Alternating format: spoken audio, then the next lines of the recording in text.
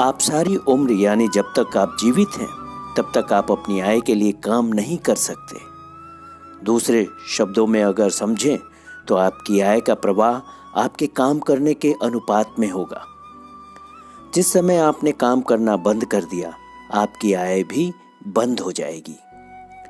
या अगर इसकी गहराई को समझें तो समय के अनुसार आपके काम करने की शक्ति भी कम होती जाती है। शायद इसीलिए सरकारी नौकरी में 60 से 65 की आयु पर सेवानिवृत्त कर दिया जाता है। जैसा कि हम पहले चर्चा कर चुके हैं कि सरकारी कर्मचारियों की संख्या बहुत ज़्यादा नहीं होती है। भारत जैसे देश में सभी केंद्र और राज्य सरकारों में कुल जनसंख्या का लगभग 3% है और सरकार ने अपने कर्मचारियों का भविष्य सुरक्षित रखने के लिए उन्हें प्रति माह पेंशन प्रदान करती है। स्वास्थ्य का भी उतना सुरक्षा तंत्र बना रखा है। साथ में सरकार ने ईपीएफ और पीएफ जैसे बचत योजना से अपने कर्मचारियों का भविष्य सुरक्षित करने की महत्वपूर्ण आदत डाल रखी है। परंतु क्या आम जनमानस ने, जो सरकारी नौकरी या अधिधान्य वर्ग में नहीं आते, जिनकी संख्या लगभग कुल आबादी का 92% होता है, अपने भविष्य को सुरक्षित करने की कोई योजना बना रखी है? आपको यह ध्यान रखना होगा कि आपकी बचत मुद्रास्फीति के स्तर से मेल नहीं खा सकती है।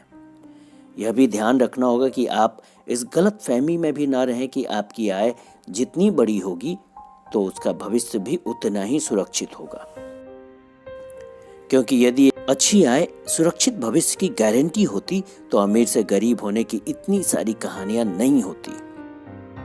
आइए इसे हम भारत के सबसे अमीर उद्योग फिल्म उद्योग के उदाहरण से समझते हैं। अपने अच्छे दिनों के दौरान भारत भूषण सबसे लोकप्रिय नामों में से एक थे और उनके नाम पर कई संपत्ति थी। हालांकि अपने जीवन के अंतिम छोर पर उन्हें अपनी बचत न करने की आदत के कारण फिल्म स्टूडियो में एक चौकीदार के रूप में काम करना पड़ा। इस तरह के सैकड़ों नाम हैं जिन्होंने अपना प्रारंभिक जीवन राजा की तरह जिया, पर अपनी आय का सही प्रबंधन न करके उन सब का अंत दयनीय अवस्था में हुआ। खैर, यह है 92% आम लोगों का सबसे बदसूरत पक्ष, जो हम में से प्रत्येक व्यक्ति जीता है। हम सब कुछ खोने के डर में रहते हैं और यह सोचकर बचत करना शुरू कर देते हैं कि यह हमारी समस्याओं को हल कर देगा। लेकिन हम सबको अच्छी तरह से पता है कि जीवन बहुत अप्रत्याशित है। लेकिन हम और आप इस अनिश्चितता के लिए कैसे प्रबंधन करते हैं? दैनिक आय या मासिक आय या नौकरी की मानसिकता हमें बताती हमें कितने घंटे की नौकरी या काम करना है ताकि हम अपनी आय बढ़ा सके। और इसमें अगर एक प्रोत्साहन बहुत अच्छा अवसर होगा और कोई भी इसे अस्वीकार करने की मूर्खता नहीं करेगा, क्योंकि इसमें समय और प्रयास के निवेश पर सबसे अच्छा रिटर्न देता है। लेकिन शायद इनमें से कोई भी व्यक्ति आपको आर्थिक सुरक्षा नहीं दे सकता और न ही आपके परिवार के सदस्य आर्थिक रूप से सुरक्षित होंगे, क्योंकि जिस क्षण आप रुकेंगे आपकी कमाई रुक जाएगी।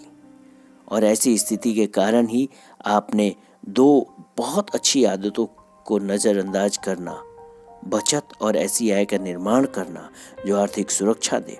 अतः पहले बचत करें और भविष्य के लिए निवेश करें और वर्तमान आय के साथ एक वैकल्पिक आय योजना को समझकर उसे दीर्घकाल के लिए लागू करना और साथ में बचत और निवेश की शक्ति को समझना।